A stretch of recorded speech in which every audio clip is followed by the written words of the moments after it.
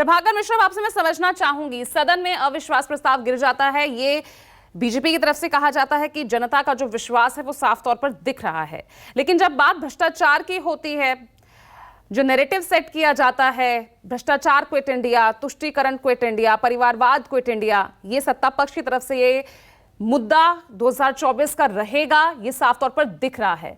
विपक्ष कहता है कि हम बेरोजगारी, महंगाई, गरीबी, इसी पर हम लड़ते नजर आएंगे, लेकिन सब कुल मिलाकर एंड होता है भ्रष्टाचार, और ये लड़ाई राज्य में भी भ्रष्टाचार वर्सेस भ्रष्टाचार नजर आ रही है, एक दूसरे पर आरोप प्रत्यारोप न दिख रहे हैं। लेकिन अब जनता विश्वास किस पर दिखाए, जब सभी भ्रष्टाचार के आरोप एक दूसरे पर लगा रहे हैं, एक दूसरे पर लिप्त होने के आरोप लगा रहे हैं, तो जनता के लिए तो बहुत मुश्किल होगी कि आखिर किस पर विश्वास करे या नहीं करे।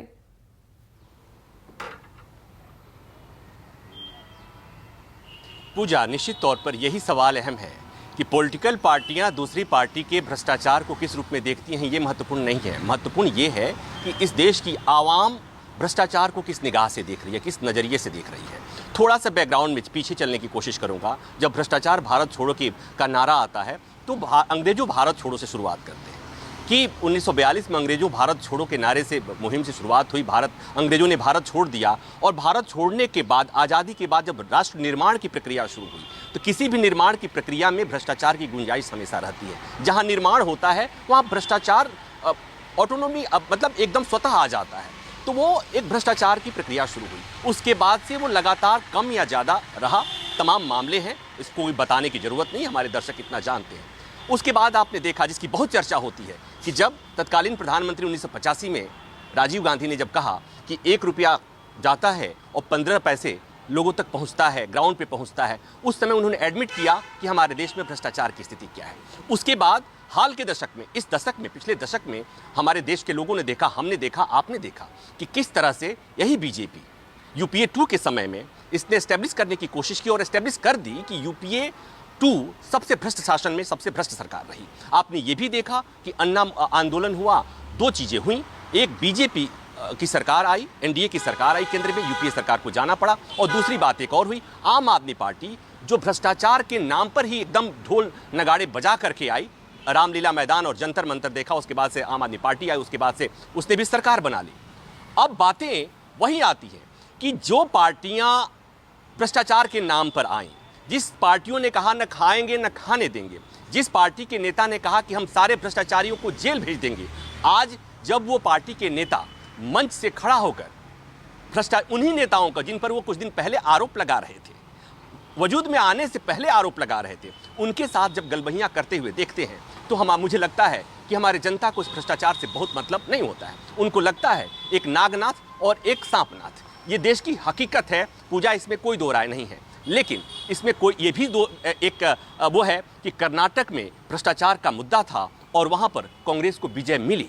तो जब एक बार आपका एक फॉर्मूला हिट हो जाता है तो आप दोबारा कोशिश करते हैं दूसरी जगह की उसी फॉर्मूला को चलाने की कोशिश करें। तो कांग्रेस वही करने की कोशिश कर रही है मध्य प्रदेश में भी, और वही कोशिश 2024 के लोकसभा चुनाव में भी होगा। लेकिन पूजा, एक बात मैं कहता हूँ, मैं कोर्ट रिपोर्टर हूँ, राउज एवेन्यू यहाँ पर MP MLA कोर्ट है, वहाँ हम जाते हैं आए दिन, हमें किसी न किसी पार्टी का कोई न कोई सांसद या विधायक किसी न किसी मामले में उसकी पेशी हो रही होती है, या जमानत के लिए आ रहा होता है, या केस ट्रांसफर की मांग कर रहा होता है, या कुछ न कुछ हो रहा होता है। तो ये बताने के लिए, समझने के लिए काफ़ी है कि भ्रष्टाचार हमारे सियासत में, हमारे समाज में एकदम अंदर तक घुस गया है।